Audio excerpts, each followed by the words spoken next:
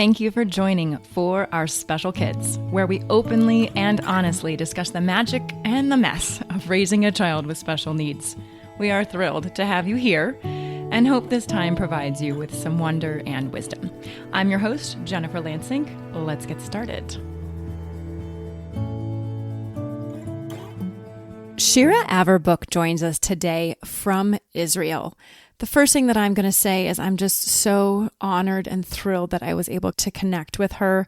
I started speaking with her right after what happened in October. And so to have updates from her and to know that things are okay within reason is just really a beautiful thing. But today she is coming on to speak with us about how nutrition is a huge component to gut health, to brain activity, and to how we can actually start really seeing changes within our children as a result of what we're putting into their bodies. This is a pretty quick introduction to all things that she does, but I hope you enjoy and certainly let me know what you think. I am with Shira Averbuch, who is a distinguished naturopathic physician whose academic journey began at Tel Aviv University, where she earned her bachelor's degree. Driven by a deep-seated passion for holistic health, she furthered her expertise at the esteemed Brosham School of Naturopathy in Tel Aviv, which laid the foundation for her commitment to patient care. Her pursuit of knowledge did not cease with her initial education. She sought out specialized training in cutting-edge medical fields, including functional and integrative medicine, under the mentorship of Dr. Dietrich Klinghardt. As a founding member of the Oring Clinic, a trailblazing establishment in Tel Aviv, Shira has been instrumental in integrating metabolic health practices into the treatment of patients with special needs. This specialized focus underscores her expertise and dedication to her craft. Shira, there's so many other things I could have read in your bio.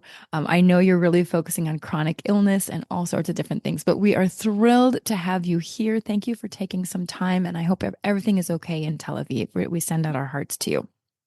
Thank you so much. It's lovely to be here, and we're doing okay. You're doing okay. Doing the work. I just want to add that I've had the privilege of studying the metabolic approach under the guidance of the esteemed Dr. Neisha Winters, which has greatly influenced my practice. So you mentioned Klinghardt, and Neisha is really, over the last year, has been my mentor, and I've studied so much under her wing.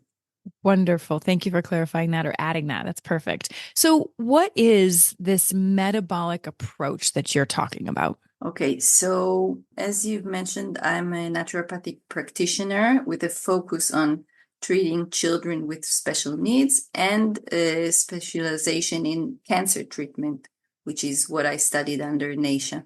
So my approach is grounded in biomedical strategies, as we call it, functional medicine, and the metabolic approach, which are all kind of synonyms reflecting a holistic belief in the interconnectedness of our body systems. And I can say that naturopathy is really all about taking these very scientific approaches and combining it with the ancient knowledge. For instance, we take curcumin from Ayurveda, from the Indian ancient medicine, and we take it to the labs and we test it and we understand the connection to what it does to our bodies, and we can look at it both in a scientific way and more holistic and through the eyes of the ancient, healers. So it's a combination of all of that. Okay, I'm going to stop you. You said, I don't even know the word you just used. Curcumin? Curcumin. Curcumin. Turmeric. Got it. I was like, I'm going to have to clarify that because I have no idea what you're talking about. Okay, so you're looking at turmeric. That makes a lot more sense. And so you're looking at it from a laboratory perspective, like what are the chemical constituents in turmeric? And then also looking at it from the ancient healer's perspective of what does that do to balance the heat or bring or not balance heat or etc. Things like that. Yeah. Yeah, what I'm saying is that we take the ancient knowledge and we can look at it in a new way, but giving respect to our ancestors and all the previous knowledge that sometimes is lost in modern days. Absolutely. So you have a specialization in children with disabilities or special needs in general, depending upon what word you use. Will you walk me through how you got into that kind of genre? And then how do children with disabilities benefit from this type of approach? I always was drawn to working with children. When I studied, I had the privilege of a family that came into our practice while we were studying. The kid was diagnosed with ASD, and I connected very strongly with him. It was really the beginning of everything. And he was a picky eater. You know, many children with ASD have this problem. And I couldn't stop thinking about him. How will I make him try things? And I had such motivation that I came up with a book just for him. And the book had like kind of holes that you can put your head in the hole, and with the picture of some different animals, and the mother lets the child taste something, and it was just a whole idea that I had to make this young boy try things, and it really worked. It was a phenomenal success, and he tried eating things, and the whole experience was so amazing and exciting for me that of course this mother immediately told about me to other other mothers, and the community embraced me. And when I finished naturopathy studies, I already had a community that Patience. want, Yeah. yes, yes. So I started treating these amazing children. I really love them, and these families, and some of them are still with me all these years. They continue to come every few months. Sometimes there's always something small to talk about and to try to get better. And I really enjoy this kind of work. And I will tell you what I do with them.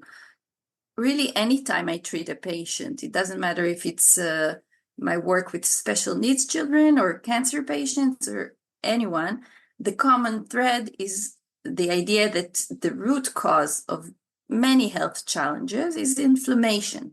So I can be addressing developmental disorders or chronic conditions or anything really.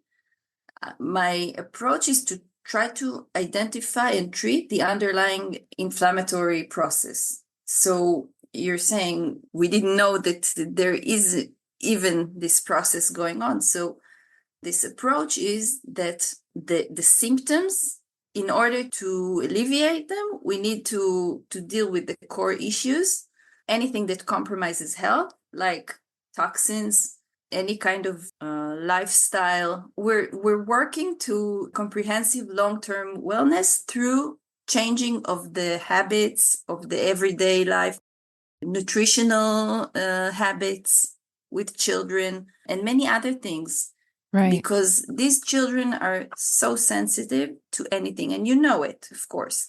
We see that, on the surface, we see their sensitivity to anything, but it's also that their body, that their whole structure is sensitive. They don't eliminate toxins as well because of their sensitivity. They don't absorb nutrients as well. We need to help them with all of that, and then the symptoms are alleviated many times. We cannot guarantee a 100% success, but it's really amazing the things that we can do.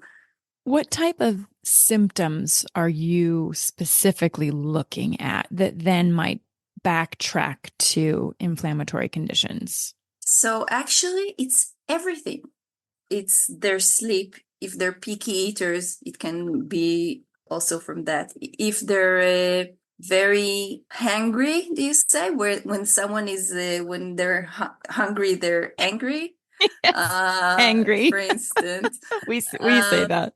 yeah. So steaming, all the kind of steamings that children have. Stimming with Um, autism. Hmm. yeah, when they're annoyed a lot and you feel that there's something that's annoying them, but it's not clear what, and any pain that they might have can, it's sometimes like I will give an example. Perfect. Sometimes when an autistic child bangs his head, it can be because he has a headache and the parents don't know. And it seems like an aggressive kind of behavior or that he wants to harm himself, but it's not that. And we can treat the headache and the symptom will go away. So it's an interpretation of the behavioral symptoms, but Hmm. in another view of that, all of it is different than the conventional Hmm. view. We look for the root cause and we think that the body has so much imbalance that we can correct and the symptoms will alleviate. So this isn't a quick fix. Unfortunately, not.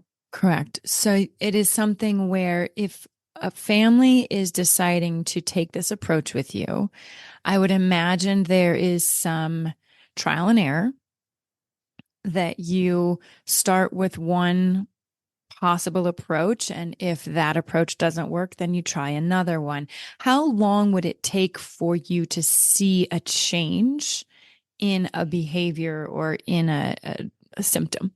On average, I know that's such a horrible question. Yeah. Okay. As I'm sitting here, I'm like, yeah, that was a horrible question. But at the same time, is this an approach that you'll see something maybe in a year? Because that could be very frustrating for a family or and Yeah. require a ton of dedication, right? Yes. Or is this Yes. something where, okay, let's stay focused for 2 weeks and let's come back and look again at what's happening and what changes you've seen? It's so different from one person to the next. And sometimes the change is so fast, it's mind blowing for me too, because I've seen it for so many years now that I know the cases that it takes a long time and it's really baby steps. But I have to say that many times when we start, sometimes the parents think they don't want to say even anything, but they say, I have a sneaking feeling that something is happening, something is different. I can't I can't put my finger on it. I don't know what's happening, but I feel a development, some movement in a different direction. So there is always, almost always, not always, but many times there is this feeling of the parent that, okay, we're doing something different because the child is just a tiny little bit different. Intuition, Yeah. the intuitive nature and relationship of that child and the mom or the Yes. father or the family. You can Yes. feel it. I Absolutely. absolutely understand what you're saying, and it is very tricky to put words on that. How do I define an overall energetic shift within my child? How do I define that for a doctor? If you were to talk to a medical intuitive or a spiritual healer and you said, well, there's just an energetic shift, they would say, perfect. That's wonderful. That's what we're looking for. But with you, I'm sure it's tricky because it's a fine line when you approach something. I see my patients when I can. When they are in the area, I have them come over to the clinic. So I really know them. I watch them like a hawk. Like I know that you, the parents, do that. And whenever a mother or a father tell me my child is this and that, I believe because the parents know best and they really watch their children and they know every nuance. It's absolutely about this feeling that they have. But I watch them too because my experience, I've seen so many children. And so today, for instance, in the clinic, there was a child that I didn't see for a few weeks now. And I just immediately told the mother, I feel that he's developing. And she said, yes, I didn't say anything. I didn't want to say, but I feel it too. And it's just, I can see so quickly now because really the experience of it. And I really love them, and I really enjoy watching every nuance also.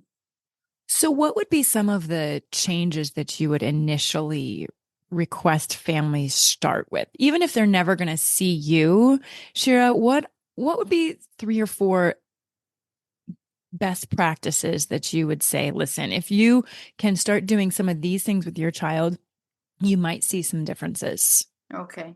So the first and foremost, the key focus in my practice is healing the gut, because the gut is not just about digestion, it's central to everything. It's the second, if not the first brain that we have. It's central to our immune system and the overall well-being, and many health issues, particularly in children with special needs, can be tracked back to gut imbalances.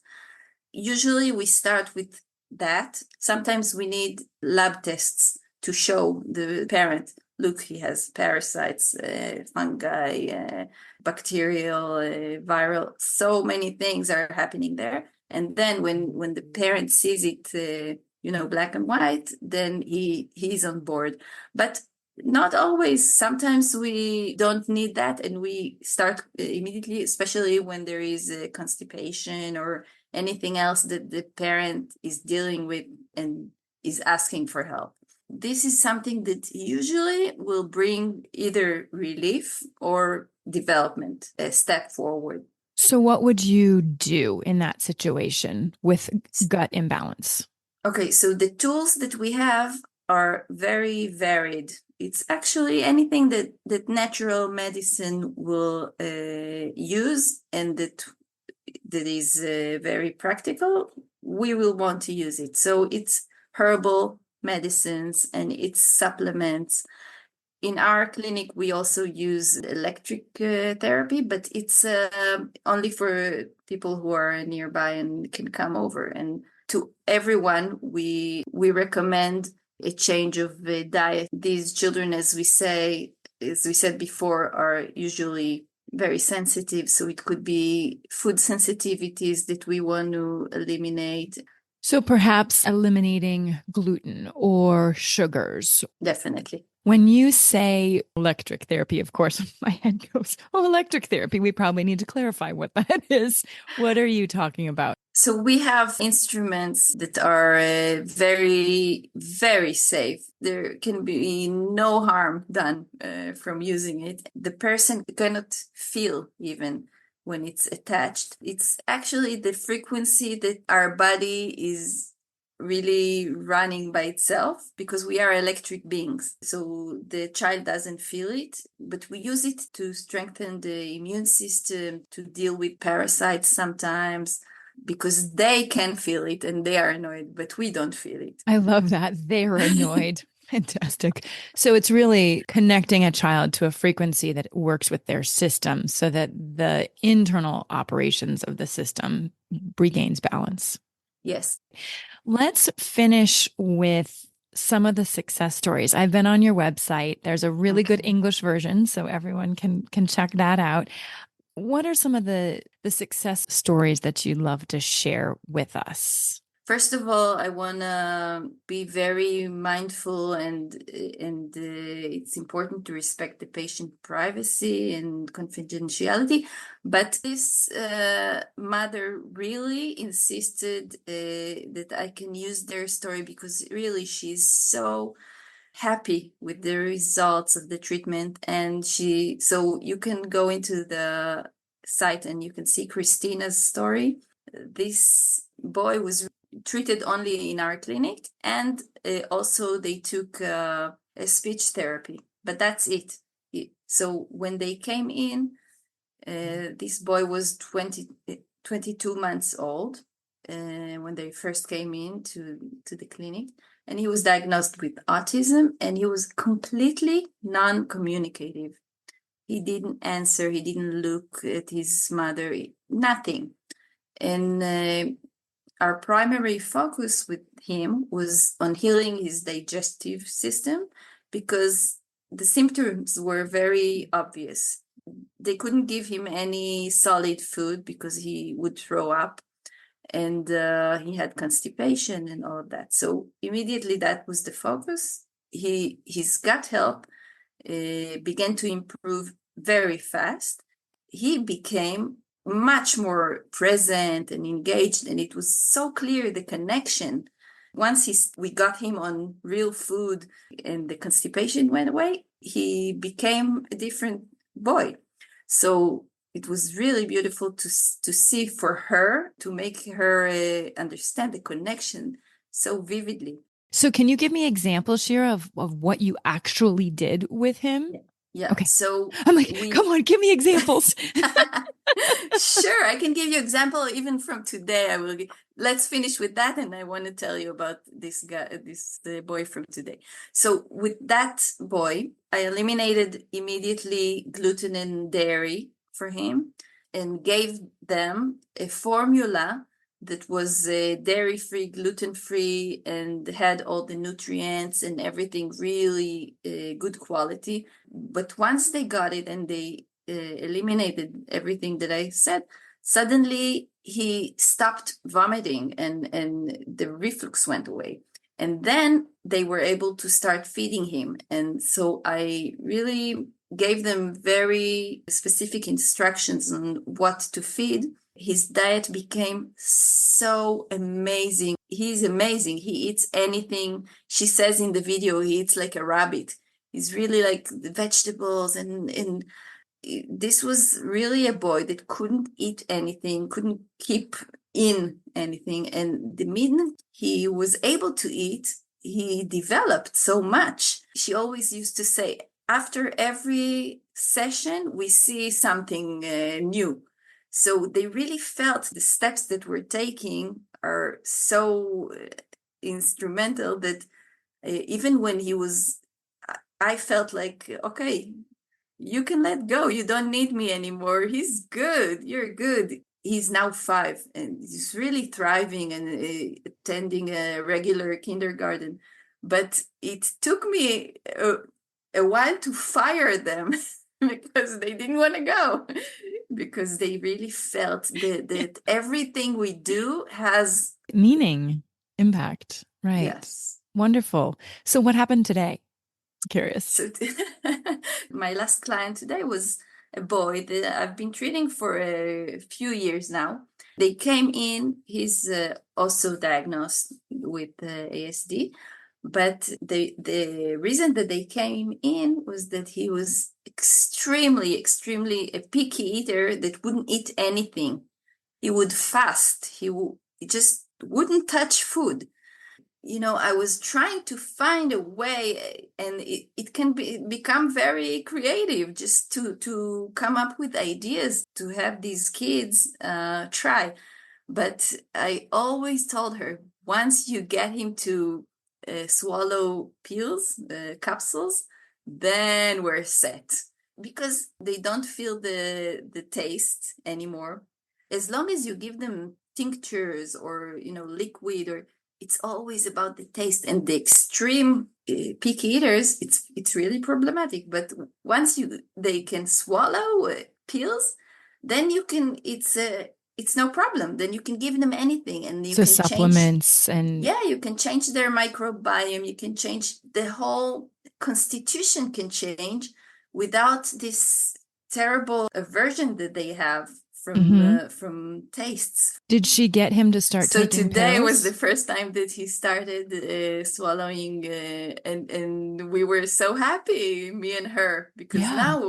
now I can really give him things. Now you can help with his gut. That's basically what I'm Yeah, hearing is yes, yes. there's now hope to say food aversion isn't going to be the issue. We can start working on the inside out. And then that hopefully will translate into more food consumption. Yes. Well, it sounds like you're just doing really incredible things. I can see you just light up when you talk about your patients. So it's really, no one else can see that, but I can see that.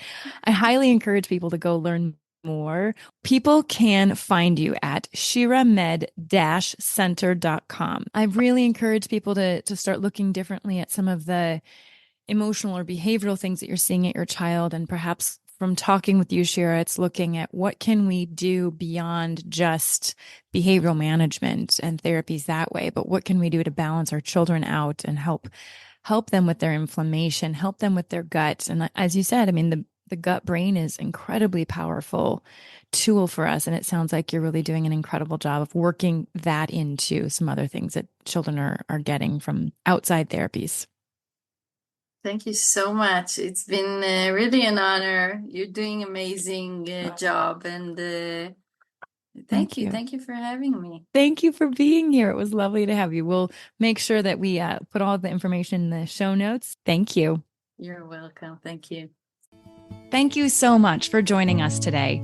I hope you found one or two meaningful nuggets of information to make your day better. If you think there's value in what we do, please take a moment to tell another friend, family member, or a caregiver. We'd love to hear from you at forourspecialkids@gmail.com. You can send in a question, a comment, a topic that you'd like to learn more about, or if you'd like us to highlight a certain person, please send that information to us. It makes our show so much better and so much more valuable for you. Our Facebook and Instagram handle is For Our Special Kids. And finally, remember to witness the wonder and the wisdom within yourself and others. Until next time.